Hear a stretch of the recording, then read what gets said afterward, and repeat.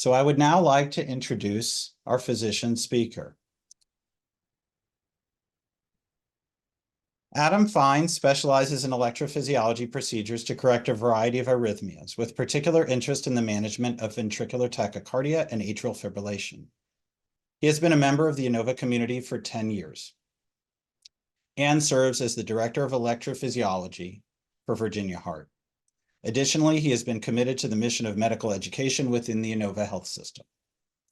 He has extensive experience in performing cardiac ablations and implanting pacemakers, biventricular devices, and defibrillators. Dr. Fein is board certified in cardiovascular disease and cardiac electrophysiology and sees outpatients at Virginia Heart's Fairfax and Reston offices.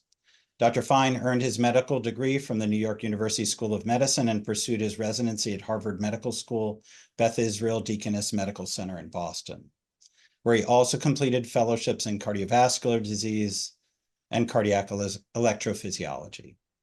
And so without further delay, it is my pleasure to hand the baton to my colleague and friend, Dr. Adam Fein. Thank you, Dr. Schaefer, and thank you everyone for taking the time out of your evening for joining us in what I hope will be an informative and engaging conversation where I can review the landscape of the management of atrial fibrillation. Each one of the topics that I'm going to present tonight in itself can be its own talk, and hopefully this will be a springboard in your own education. Maybe you're joining us this evening because you were recently diagnosed with atrial fibrillation and looking to navigate these early choppy waters. Maybe you have a loved one who has atrial fibrillation and you're looking to better understand the disorder so you can provide them with informative counseling and guidance. Maybe you've had atrial fibrillation for a while and just at a crossroads and looking to better understand your own care. Whatever your motivation for joining us this evening, hopefully we can leverage this, technology. What I really see is exciting with hundreds of people joining us this evening to step outside the rigid confines of a clinical interaction, have a more relaxed conversation regarding atrial fibrillation, and then learn from each other in our own group questions. So with that,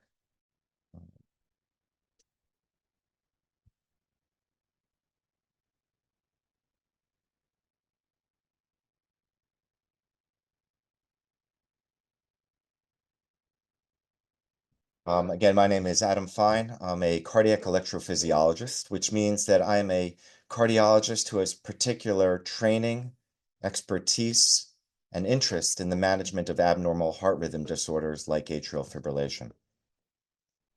Now, I know a lot of the focus on heart care overall is on the mechanics of the heart. The heart is a pump. It's a muscle, and as a cardiologist, I'm a little bit biased that I think it's a fascinating organ. And that from the moment that you're born to the moment that you pass, every day, 100,000 beats a day, it continues to beat. And we focus on the pumping function of the heart, the mechanics of the heart, the valves of the heart, the plumbing, the arteries. But what most people don't realize is that the heart is an electrical organ. And every cell of the heart has its own electrical machinery that generates an electrical current. And that electricity spreads from cell to cell throughout the heart muscle, activating the tissue to squeeze. So in a normal heart, there are top and bottom chambers, the atrium and the ventricles, where an impulse of electricity begins in the top chamber and spreads, causing the top chambers to beat, and then are funneled to the bottom chambers of the heart, activating them to squeeze. And in a normal heart, the heart rhythm beats in synchrony, bum, bum, bum, bum, bum, bum.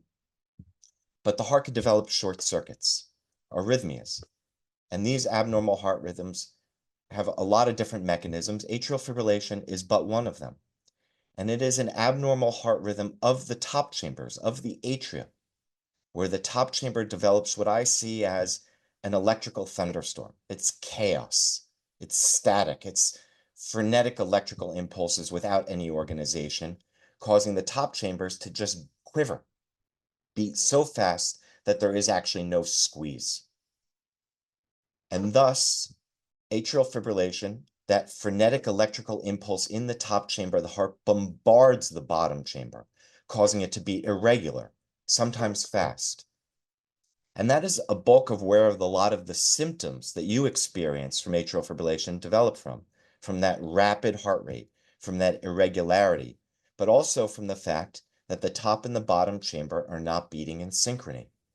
So the heart is not working as efficiently as it should. Symptoms of atrial fibrillation can be diverse. Each patient can experience it in a different way. The most common symptoms that people experience are palpitations, rapid heart rate, irregular heart rate. But sometimes those symptoms can be a little bit more indolent. Sometimes it's fatigue or shortness of breath, or reduced exercise tolerance, feeling like you're stuck in second gear. Sometimes it's dizziness or lightheadedness or a sensation that you're just not comfortable in your own skin. Rarely it's chest pain. But there are patients often that we can see that are totally asymptomatic, have no awareness of being in atrial fibrillation. So how do we diagnose atrial fibrillation? Palpitations are nonspecific. Abnormal heart rhythm disorders, no matter what the mechanism, can cause that sensation of the heart rhythm not being right. But the diagnosis of atrial fibrillation comes from actual electrical recordings of the heart's rhythm pattern.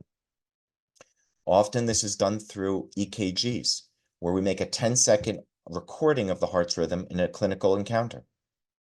Sometimes we are able to document atrial fibrillation and diagnose atrial fibrillation from a small recording device that is adheres to the chest wall, and a patient can wear this for a day, for a week, for a month, continuously recording and then processing afterwards. Sometimes you may be diagnosed with atrial fibrillation during a hospital encounter, where you're hooked to what we call telemetry, which is continuous recording that always looking at your heart rhythm while you're in the hospital. Rarely, we actually implant small microchips beneath the skin that are able to record every heartbeat for over 4 years to diagnose those rare episodes of atrial fibrillation. But what I think is actually really the exciting technology that has changed the landscape as me as a provider providing care for patients is actually the use of home wearables. The Apple iWatch or Cardia Mobile, two in particular. These empower patients. Just like you check your blood pressure at home and able to monitor how you're doing, these recording devices allow you to monitor your own heart rhythm at home, make recordings, using software on your phones to interpret the recordings to provide diagnosis of the arrhythmia, allowing you to come into a clinical office encounter and allow physicians to review your heart rhythm and determine exactly if you're having atrial fibrillation, when, and what burden. And the reason that we use these varying types of recording devices is that atrial fibrillation can behave in different ways. Atrial fibrillation comes in different flavors. Often it behaves in what we call a paroxysmal pattern, where atrial fibrillation has the ability to start and stop on its own.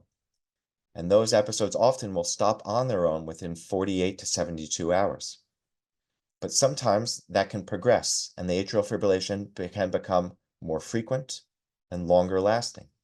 And then it can develop more of a persistent flavor, where the heart goes into atrial fibrillation, but has lost the ability to get back into normal rhythm on its own, where those episodes can go on for days, weeks, months, and then progress to what we call long-standing persistent, where the heart has been in atrial fibrillation for over a year. And atrial fibrillation, I kind of think of as being like cement. The longer it sits there, the longer you're in atrial fibrillation, the more it hardens in the heart, the more the heart electrically remodels. The harder it is to keep a patient back into normal rhythm because the heart essentially has forgotten how to stay in normal rhythm. Sometimes patients become permanent, where we make no further efforts to keep them in normal rhythm, and they are essentially in atrial fibrillation continuously.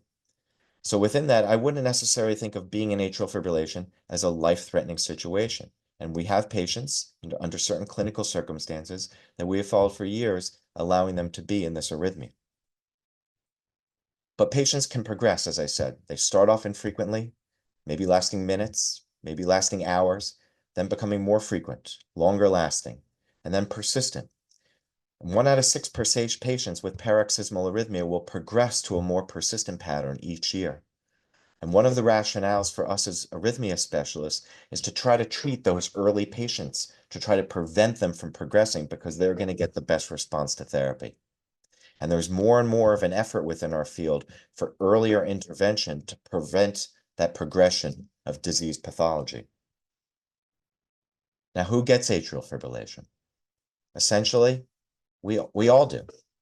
Now, as we'll talk about, there are certain risk factors that predispose to developing atrial fibrillation, and it's most common as people get older. But I have young, healthy 20-year-olds without any of those risk factors that also can develop this arrhythmia. And atrial fibrillation thus is common, and you may have many friends, family, acquaintances that have this arrhythmia. And in fact, 1 out of 4 adults 40 years or older will develop atrial fibrillation in their lifetime. Currently, 6 million Americans have atrial fibrillation. That number is expected to continue to grow as the population continually proportionally ages and increase other comorbidities. So why do you develop atrial fibrillation? Essentially, I think of this as an arrhythmia of wear and tear. And factors that cause more wear and tear and abnormal aging of the heart and stress and strain on the heart can cause this arrhythmia. Age is the biggest risk factor. 10% of people in their 70s have atrial fibrillation, 20% of people in their 80s.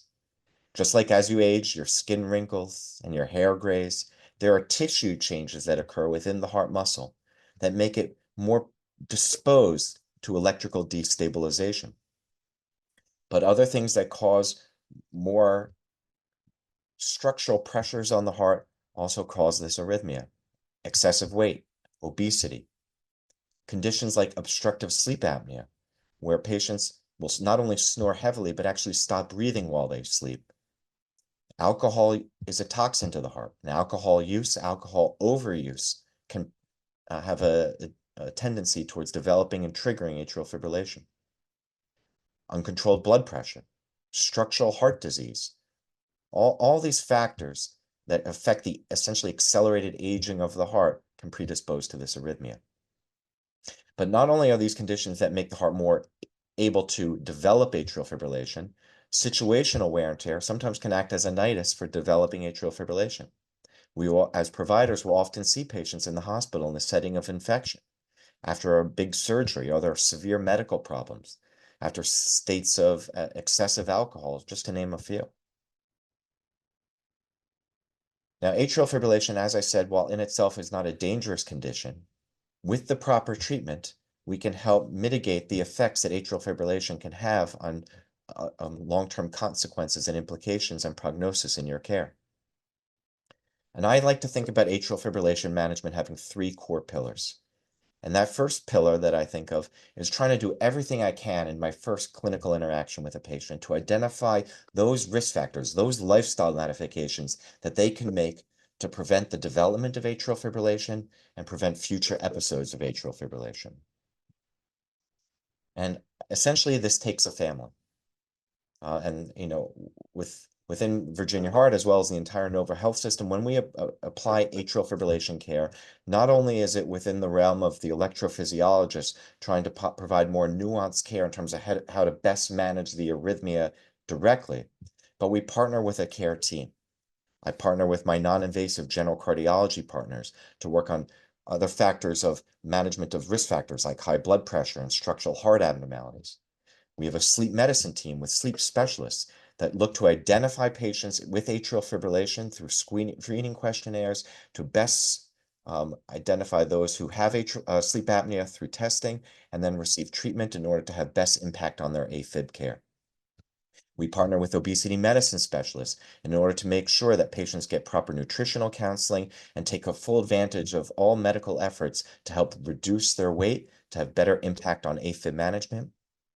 And we work with our pharmacy partners to make sure that patients' medications that we use to treat atrial fibrillation are prescribed in a way that they best mix with their other medications and are at a safest possible dosage for them as an individual patient. So risk factor modification is essential to make sure you never develop atrial fibrillation, reduce your risk of developing atrial fibrillation, and make sure your atrial fibrillation is best controlled. Having high blood pressure nearly doubles your risk of developing atrial fibrillation in your lifetime, and we know that treatment of atrial fibrillation will reduce that lifetime risk of developing the arrhythmia, and if you have it, reduce the incidence of atrial fibrillation recurrence.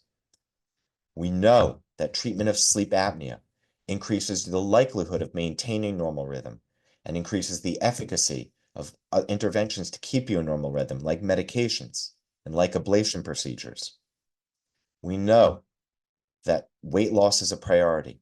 And if you are able to lose over 10% of your weight when you are obese, you have impact on the recurrence of atrial fibrillation by over 6-fold. It makes medications more effective. It makes procedures more effective. It increases the likelihood of having a more meaningful outcome in your management. Now, we often in clinical visits have many questions regarding alcohol. And alcohol, as I said, is a toxin for the heart. Alcohol can affect your likelihood of having atrial fibrillation in 2 different ways. First, alcohol overuse, alcohol binge drinking often will trigger atrial fibrillation as an acute event. But cumulative exposure to alcohol, chronic use of alcohol, also has an increased tendency for you to develop atrial fibrillation in the future. Now, this is a slide that has shown 2 different studies. One is from the Journal of American Cardiology. I think this is a very relevant topic and a nice outline of the effects. One is that we know that alcohol increases the likelihood and the hazard of developing atrial fibrillation.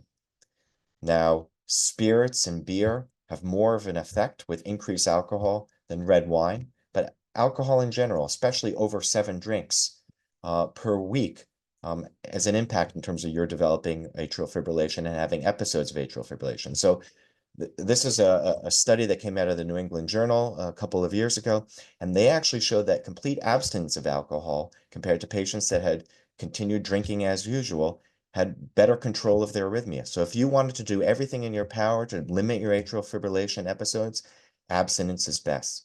But if you could try to limit yourself to 7 drinks per week as a threshold, that is going to have the most meaningful impact as well.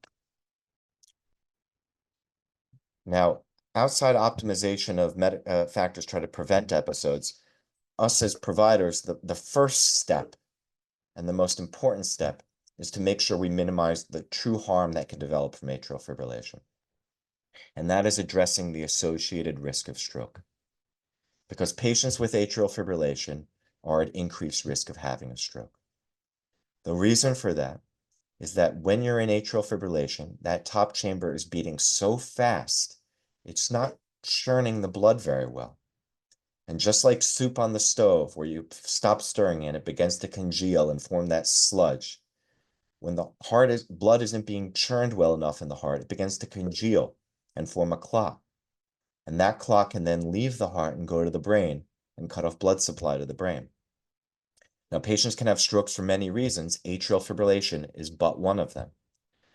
But in some patients, we actually start them on medications that are called blood thinners, medications that thin the blood out and make it less likely to form a clot. Now, historically, that was done with medication called warfarin. And this, was a very difficult medication to use in many patients because it required frequent blood tests. It interfered with food.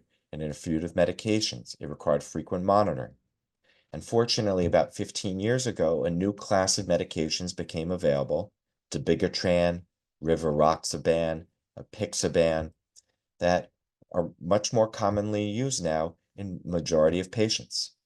They are not for everyone, but in most patients, they are much easier to take with frequent dosing, common dosing, no blood tests, don't interfere with food the same way, don't interfere with medication the same way.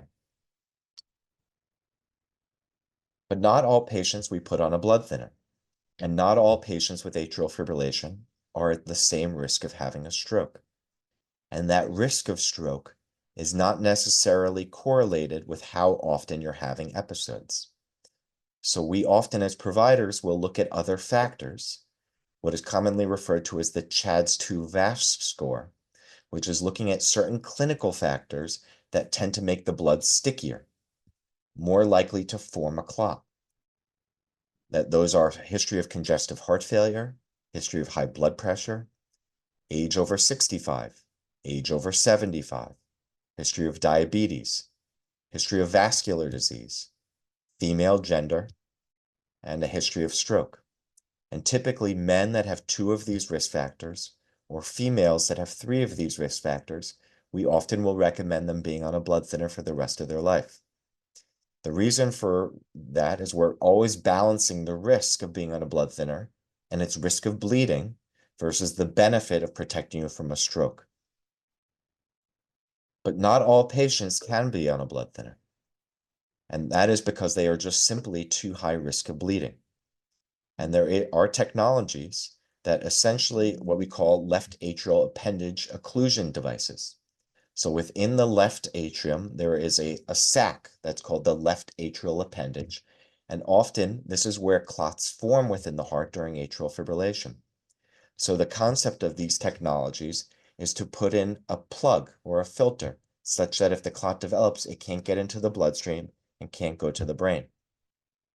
These are called Watchman devices or amulet devices commonly. Sometimes our cardiac surgical partners during open heart surgery will do something called AtriClip or oversewing the appendage. Now, outside the risk factor modification and outside stroke risk modification, the bulk of what we do as heart rhythm specialists is look to treat atrial fibrillation in terms of best managing its symptoms and trying to prevent episodes. And there are 2 philosophies, 2 camps, 2 approaches in terms of how we do this. One is what we call a rate control strategy. And as you may remember, what I said earlier is that during atrial fibrillation, that frenetic electrical activity is bombarding the bottom chamber. And that bottom chamber is what essentially is your pulse, it's your heart rate. And that can cause your heart rate to go very fast. And that is what causes a lot of your symptoms. So what a rate control strategy is use of medications like beta blockers, like calcium channel blockers, that slow the communication between the top and the bottom, such that even though you may be going crazy in the top, the bottom, the pulse, is not going as rapidly. And that can be successful in reducing or blunting the intensity of the symptoms. And sometimes we may use these medications as maintenance medications to make sure that a patient is always under good rate control. Sometimes these may be used in conjunction with added doses for breakthrough. And if you have a rare episode of atrial fibrillation, maybe you're instructed to take extra doses to try to reduce the symptoms during that event. But the other camp of management is what we call a rhythm control strategy. And this is actually looking to restore a patient back into normal rhythm, as well as do interventions to try to keep them in normal rhythm, to decrease the frequency of events, and then in turn, reduce the symptoms that they have from atrial fibrillation by keeping them in normal rhythm. We do this to not only make sure our patient's heart rate is controlled, but to make sure that they are in normal rhythm to reduce the intensity of symptoms. But this also has some downstream implications. And keeping patients in normal rhythm in some studies has been shown to reduce incidence of congestive heart failure and heart failure symptoms, making sure they don't have fast heart rates and all the implications that can have in weakening of the heart muscle. And more as heart rhythm specialists, we take a stance of being more proactive in trying to keep patients in normal rhythm in a large majority of the patient population that we see. And we do this through a couple different avenues. The first step is cardioversion. And this is for patients who are in atrial fibrillation, not going back to normal rhythm on their own, looking to reset the heart. I kind of think of this as like a car battery. The first step is always to just jumpstart the car to kind of reset the battery to make sure you don't have a battery problem. And sometimes you can jumpstart the car and the car will drive for the next 5 years, or sometimes it may go back and the car won't start the next day or the next week or the next month. So a cardioversion is a non-invasive procedure that we do at the hospital. We do it with our anesthesia colleagues where they put a patient to sleep for about 30 seconds, and then we apply a painless electrical shock to reset the heart back to normal rhythm. Now, if a patient goes back into atrial fibrillation, if they essentially have a car battery problem, then we try to take on endeavors to try to help fix the car battery. Sometimes that's using medications that are called antiarrhythmic drugs. Sometimes that's use of procedures that are called ablations, both of which we'll talk a little bit more about. Now, antiarrhythmic drugs are different than one of the medications I mentioned earlier, like beta blockers or calcium channel blockers. These medications are used to change the electrical chemistry of the heart, to soothe the electrical irritability, to make it so the heart is less likely to develop these thunderstorms, these electrical destabilization. Some of these medications you may or may not have heard of, like amiodarone, flecainide, propafenone, dofetilide, dronedarone, sotalol.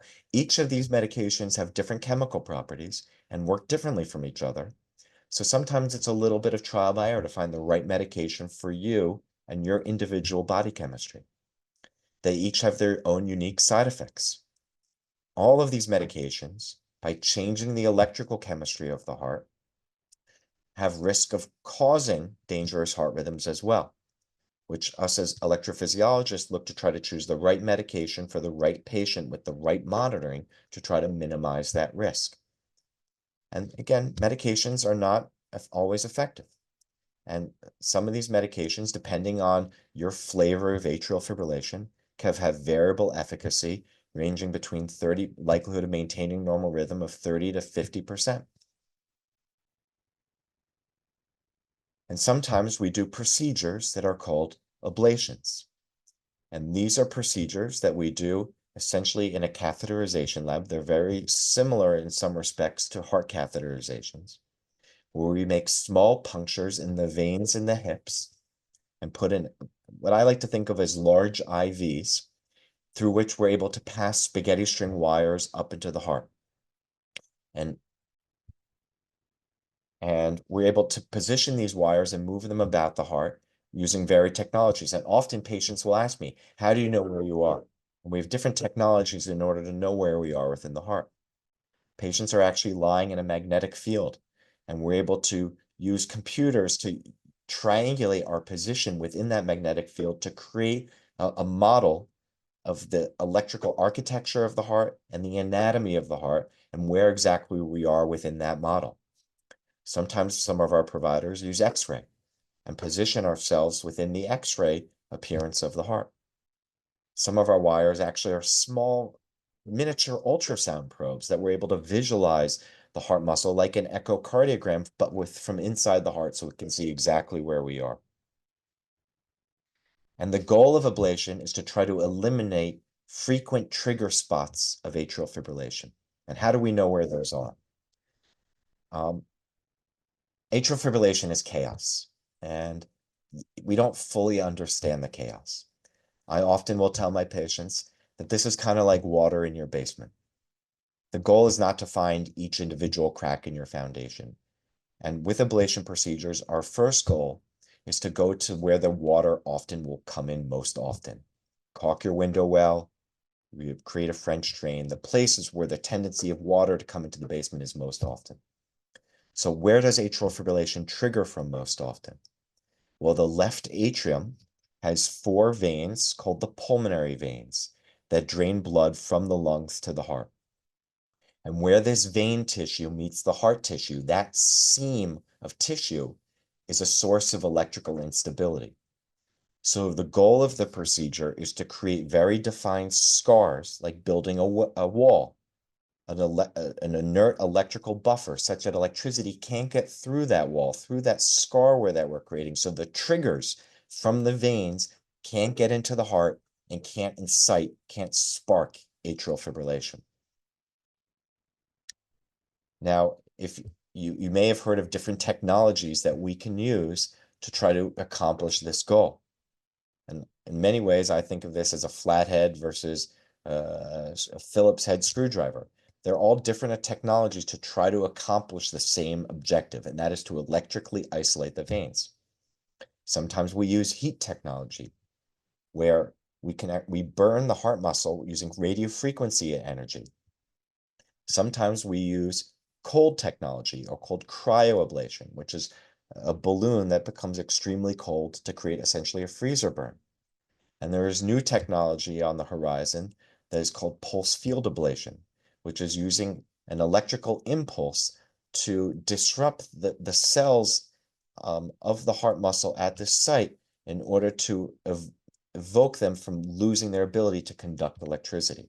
But again, each of these technologies have their pros and cons, but ultimately their objective is the same. Now, as I said, there's more and more of a philosophical change in our field and recognizing the importance of acting earlier in atrial fibrillation management. Now, these are two patients that I've done recently who have very different mapping patterns that you can see. So these are two maps that I created during two different procedures. And we assign colors where their purple is normal, healthy electrical activity, and red is absence of electrical activity. And as you can see, after I did this pulmonary vein isolation, creating scars, I was able to electrically disconnect the veins such that electricity is not coming in and out, but the rest of the heart remains healthy. This is a patient whose AFib was starting and stopping on its own. But in a patients who become more persistent, whose atrial fibrillation hardens more and like cement, this is a pre-map, and as you can see, even if I were to successfully isolate the veins, there are still swaths of scar, of abnormal electrical activity, of abnormal tissue that in itself can be other cracks in that basement foundation, other places that atrial fibrillation can develop. And sometimes you may hear patients having, again, multiple procedures looking to identify these other areas if the pulmonary vein isolation alone is not successful. And thus there's a changing paradigm. So 10 years ago, we always wanted a patient to try drug therapy before going on to ablation, to fail drug therapy before we consider an invasive option. But there is more and more literature that such that there's a groundswell and a real seismic shift of the tectonic plates of atrial fibrillation management that we're recognizing more and more that ablation is a superior therapy in certain patient populations. And thus, in many patients, especially when we're acting earlier, we are recognizing that ablation achieves better outcomes than drug therapy, although with apples to oranges in terms of the risks.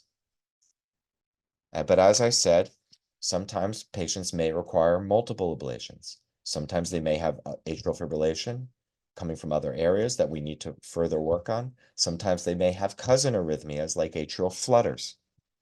Sometimes we may need to trial multiple medications to find the right medication for a patient.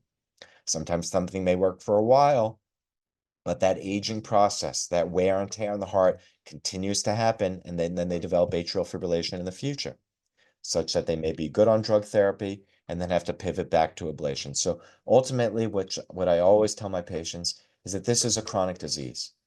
None of this, we always hope that you never have atrial fibrillation again. But again, this is something that we will continue to work on to try to find the best solution and to continue to find the best solution for you. So with that, that is just a little bit about the information of atrial fibrillation that I wanted to relay to you, but I know and there are many questions online that I'm sure many people share, and hopefully we can now take that opportunity to dig into that conversation. And again, thank you for taking the time, and we'll talk a little bit more at the end. Thank you, Adam, for a phenomenal talk. We're now going to begin answering questions submitted in advance or during the presentation. As a reminder, you can still submit the questions through the Q&A box. What I've tried to do as Dr. Fein was speaking was sort of amalgamate questions that came up frequently to prioritize. Again, we're going to really focus on those that have generalizability to all and not specific clinical circumstances per se that would be unique to one individual. First, I'll roll a softball out there, Adam. Can you just speak briefly about atrial flutter? How is that different from atrial fibrillation? How do you manage that differently? Yeah, great question. Atrial flutter and atrial fibrillation, I kind of think of as cousins. So just like my cousins, and hopefully they're not on the line, we are similar, but fortunately we are not the same. Both these arrhythmias have similar impact. Both of them increase your risk of stroke. Both of them have very similar symptoms. The difference between them is that atrial fibrillation is an electrical thunderstorm, that chaotic electrical rhythm I talked about. Atrial flutter is more of an organized short circuit, where electricity is spinning around a very defined electrical pathway within the heart. Again, sometimes we use medications, antiarrhythmic drugs to treat flutter. Often, we will do ablation procedures to treat atrial flutter as well. Often, patients that have atrial flutter will go on to develop atrial fibrillation because the same factors that cause you to develop atrial flutter can predispose to that electrical thunderstorm in the future. Excellent. Thank you. We have a couple questions that kind of come together and are kind of related to each other. And they're both sort of how many procedures can be done. Yeah. So there was a question that came up a couple times about cardioversion and that shock procedure that you talked about. And whether there's any worry about having one in terms of injury to the heart. And at what point are there perhaps we've done enough of them and we need to move on to something else? Yeah. So the biggest risk factor from a cardioversion itself is the risk that atrial fibrillation has, which is that risk of stroke. And I'm sure you may see or will see that if you are ever recommended to have a cardioversion, your providers are going to be hopefully very directed in making sure that you've been on a blood thinner leading up to it, or within a time frame of when your arrhythmias start, to make sure that risk of stroke, of resetting the heart to normal rhythm, is absolutely as minimal as possible. The cardioversion itself really does not do any damage to the heart. And I would not be concerned that if you had a cardioversion that there is any kind of long-term implications or ramifications from that. I think the question on hand, though, is how many cardioversions are too much? And I think it goes back, and I think that's why it's a great metaphor, is that car battery. If you have to jumpstart your car battery once a month to get to work, then get yourself to Midas and get a new battery. If, once every few years, you may go into atrial fibrillation and you have a cardioversion to reset to normal rhythm, then maybe that alone is an adequate treatment. And if it is that infrequent, maybe opening up that toolbox of all those treatments I recommended is not necessary. It's not necessary to pull that lever at that time. But once it becomes more frequent, once your burden of atrial fibrillation, the frequency of events, is such that it's happening within a shorter time frame, that simply just jump starting the car to get to work is not going to be the best long-term solution. That's when it's best to engage with a provider, especially an electrophysiologist, about what those options are for you. Excellent. That's a great analogy. And now the paired question relates to ablation. Yeah. There were several questions about if I have recurrent atrial fibrillation after a first ablation, can I have another? What is the success rate of the second one? Might it be possible that I might need a third one? Is that possible? Is there a certain limit? Yeah. So that's obviously a very complicated question. And in some respects, it needs to be individualized to the patient, but I'm going to just speak in broad swaths. Often, as providers, when we are doing an ablation procedure to treat atrial fibrillation, we are going to go for the areas that we know of as being as the most fruitful, where the literature and the data and the body of scientific evidence is going to show that this makes the most meaningful impact in reducing the frequency of your atrial fibrillation. And that often is a procedure that focuses on the pulmonary veins. And again, to go back to my metaphor of the water in your basement, if you were having water in your basement, most of the time what you are going to do is go for hopefully the interventions that are going to have the greatest likelihood of keeping your basement dry. But in some patients, especially if their atrial fibrillation is more of that recalcitrant, that persistent, that cemented atrial fibrillation, where there is all of that scar tissue and abnormal architecture outside of those pulmonary veins, Some patients that have ablation may continue to have atrial fibrillation. And if that first pass procedure is not getting the job done, not controlling the arrhythmia as well as we would all hope, then sometimes we look to a second procedure. And that is going for the areas that we didn't do the first time because they're not always as fruitful. But now we're kind of climbing the ladder a little bit. Sometimes it's throwing a little bit more of the kitchen sink in terms of the areas that we can target. And this is a science that's always evolving. And we're always trying to look to identify other areas that may be more fruitful. Sometimes, often as providers, we don't do the kitchen sink the first approach, just like with water in your basement. You're not having someone come in and excavate your entire foundation, because the more you do in there, the more you're doing in there. And you always want to do things, especially in medicine, when you can, as a staged approach. Sometimes patients need multiple ablations, not because of atrial fibrillation, because they're having other rhythm problems after management of their atrial fibrillation, like atrial flutter. And sometimes patients may have one flutter and then another flutter may develop. And we want to map where that flutter is, figure out where that flutter is vulnerable, and target the critical spot of that circuit. So yes, is there a limit? There's no number limit, but like everything in life, you want to be sensible about things. And you want to try to pivot into different directions. And if procedures aren't getting the job done, maybe then looking to medication. If medication isn't getting the job done, maybe going on to ablation. So it's always individualistic. So again, there's no right answer that's general.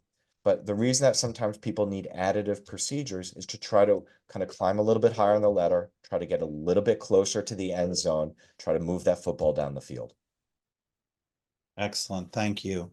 A handful of questions about physical activity and exercise as a preventive therapy to try to lessen the chances of atrial fibrillation, implications of regular exercise and risk for atrial fibrillation, and what are guidelines for doing aerobic exercise after having had an episode or having been treated? Yeah, there's a lot to unpack there.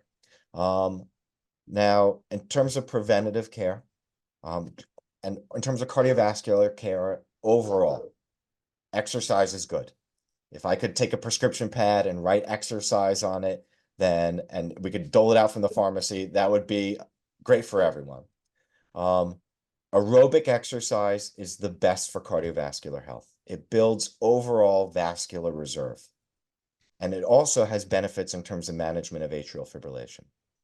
Now, the gold standard, I never want someone to start with the gold standard, because often patients will don't bite off more than they will chew and then lose that commitment. We know that if you're able to exercise for 3 times per week for a half hour, where you're getting a sweat going, that has meaningful impact in terms of reduction of atrial fibrillation developing in the future. And especially if you're able to couple that with weight loss, you're going to have a meaningful impact in the reduction of atrial fibrillation in the future. But all the downstream consequences, your diabetes is better, your high blood pressure is better.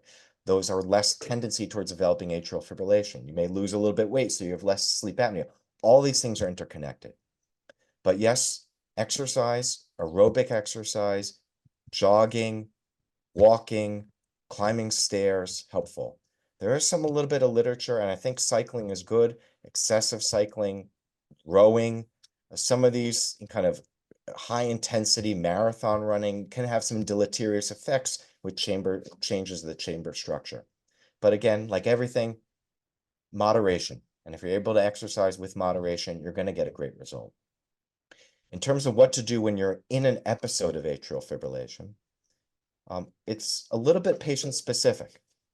As I said, some patients are in atrial fibrillation every minute of every day, and they should live, in some respects, a very normal life. And exercise, just like in every patient, is recommended. But if you're in an episode of atrial fibrillation and your heart rate is very fast, if you're running at 120 miles an hour before you get on the highway, then if you start to rev your engine, you're going to even cause more problems. So if you're in atrial fibrillation, if your heart rates are fast, don't step on the gas. Take it easy. We're trying to do things like using medications to slow down those heart rates. Not a good opportunity to exercise. But if you have a history of atrial fibrillation and you're not in an episode, or if you're in an episode and your heart rate is not fast, exercise is not contraindicated. And again, for the same reasons that we don't want to have good cardiovascular health leading up to developing atrial fibrillation, if you have it, we want you to continue to exercise. I stopped reading the tea leaves a long time ago. I have patients that have AFib when they exercise. I have patients that have AFib when they sleep. I have patients that have AFib after a big meal. I have AFib patients when they're watching TV. Again, the goal is to try to make it so you can live as normal life as possible. We want to get you on therapies to try to prevent atrial fibrillation so you can exercise and so you can be healthy and happy. Excellent.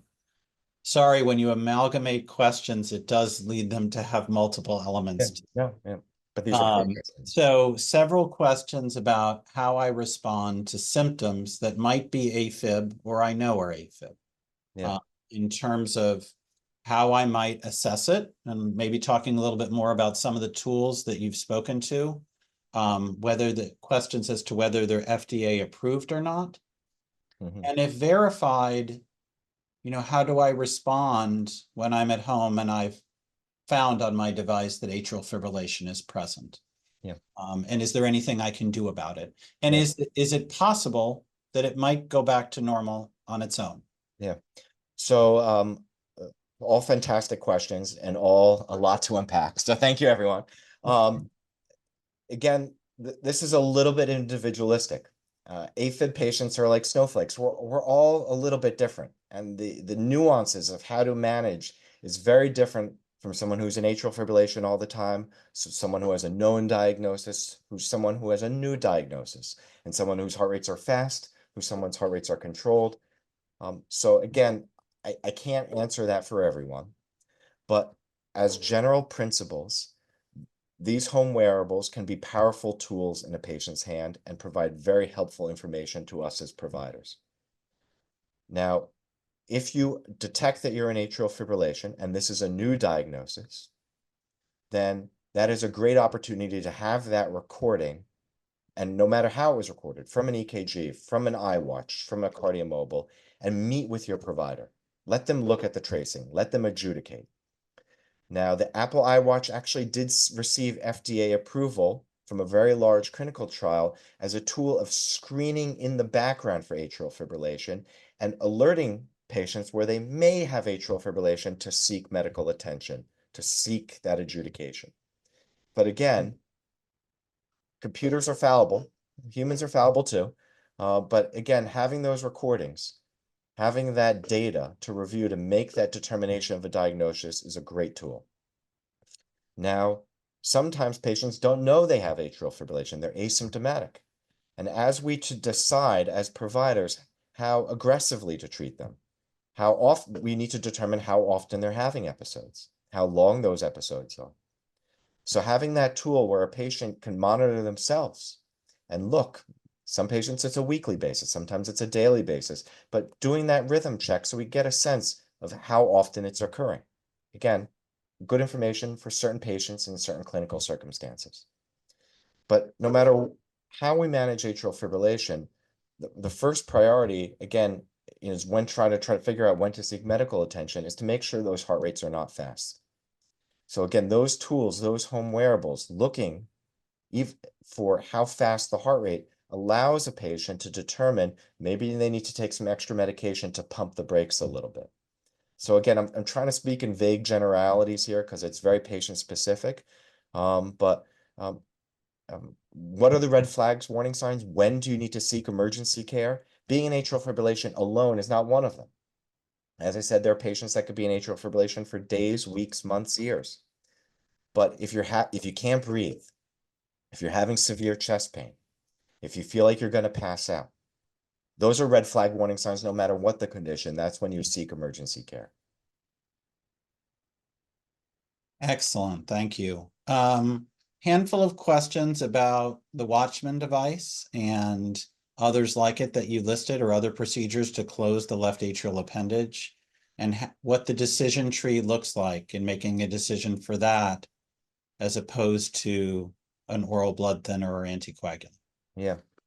So, a very important question. I will say that this may be a changing field, so I'm going to answer where we are right now, but this is always a state of exploration, and we are at Inova participating in clinical trials to see what the right answer for that will be in the future.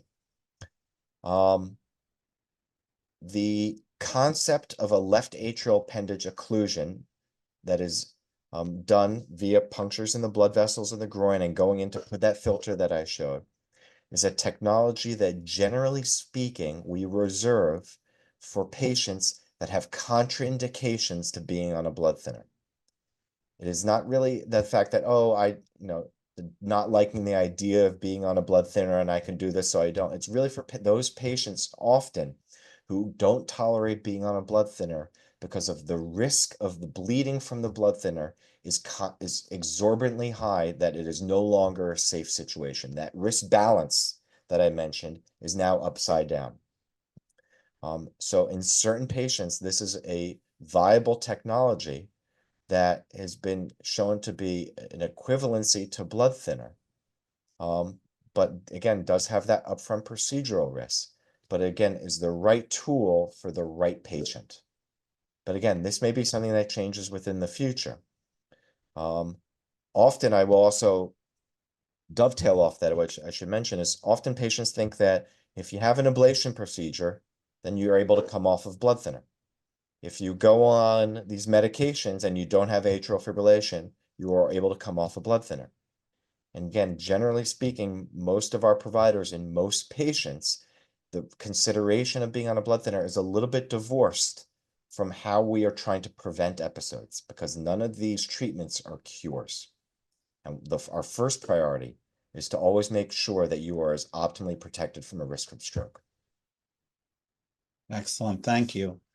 There were several questions about, yes, atrial fibrillation, but intermingling slow heartbeat, pacemakers. Yeah. What's the difference? Do sometimes people have both issues?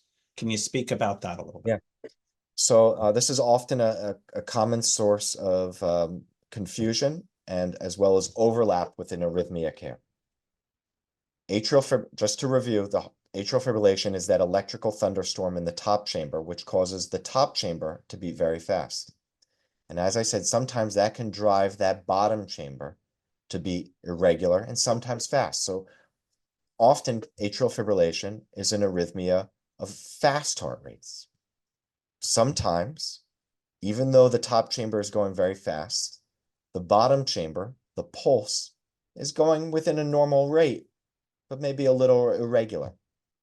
And sometimes that fast, irregular heart rate, that bombardment is overwhelming the wiring of the heart, such that the bottom chamber, paradoxically, is going too slow.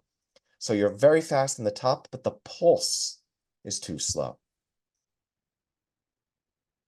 Sometimes the medications that we use to prevent atrial fibrillation, to prevent that electrical thunderstorm, some of the side effects of those medications are it can make your natural heart rate slow. And patients can't tolerate these medications to treat the fast because the side effects of slow heart rates are too slow. So sometimes we need to put in pacemakers, which is a technology that prevents the heart rate from only becoming too slow. It creates a floor. It doesn't regulate the heart rate. It doesn't prevent it from becoming too fast. It simply creates a floor where the heart can't become too slow. In order to make it so if you're in atrial fibrillation and the top chamber is going fast, but the pulse is going slow, it's not too slow. Or if we're using medications that slow down the natural heart rate, we can give them without limitation because we've created a floor where the heart rate won't become too slow. So that is some of the use of pacemakers within atrial fibrillation. Not all of it, but a little bit of the most common indications. Excellent. Maybe we'll try to do two more questions. One, a quick one, I think. Is there any role for aspirin in the treatment of atrial fibrillation in 2024? Yeah, great question. Yes and no. The historical way of treating atrial fibrillation, as I said, one pillar is to try to prevent stroke. And we went over that CHADS VAS score. And those patients that were higher risk were the ones that were going to have the most benefit from being on those more powerful blood thinners we talked about. And the historical way of treating atrial fibrillation, if you didn't have all those risk factors, was just be on an aspirin instead. The literature that supported that and within the guidelines was a little bit weak. And a number of years ago, that was removed from the guidelines, such that we don't recommend aspirin for those patients that have low risk profiles based off that CHADS VAS score alone. So again, there's very limited to no role in use of aspirin to prevent stroke in patients just with atrial fibrillation. However, sometimes we need to add on aspirin on top of the blood thinners we're prescribing for other reasons. Maybe it's you have a stent within your heart. Maybe you have critical blockages in the arteries of your neck. There are other reasons within cardiovascular care where aspirin can be a benefit, where the blood thinners that I talked about aren't equivalent. So again, it's very patient specific and very important to always talk to your provider about, is there a role for aspirin for me on top of what I'm taking, to make sure that you're maximizing your protection, but minimizing your risk of bleeding. And there's always a risk of bleeding from these medications. I'll give you 30 seconds on this one, and then I'll close this out. Several questions about, can I have caffeine if I've had AFib or I'm at risk for it, and any other food worries that I might have? Yeah. So there's always the study du jour that has always tried to look at kind of those common exposures that we all face. The caffeine exposure really has very minimal data to have any impact on your atrial fibrillation care. I don't counsel my patients to avoid caffeine. Now, again, everything in moderation. If you're coming and drinking the 2 pots a day, probably not a great idea. But that 1 to 2 cups a day, that's not going to impact your AFib care. Now, if you told me every time you have a cup of coffee, your heart is racing like Seabiscuit and you're in atrial fibrillation, probably not the best intake. But generally speaking, for all comers, caffeine's not going to have a real impact on things. Excellent. Thank you. Okay. Well, we are just about out of time. I want to thank Dr. Fein sincerely. We learned a lot this evening. Not only was his wisdom on display, but also his capacity to teach and inform in ways that are easily digestible.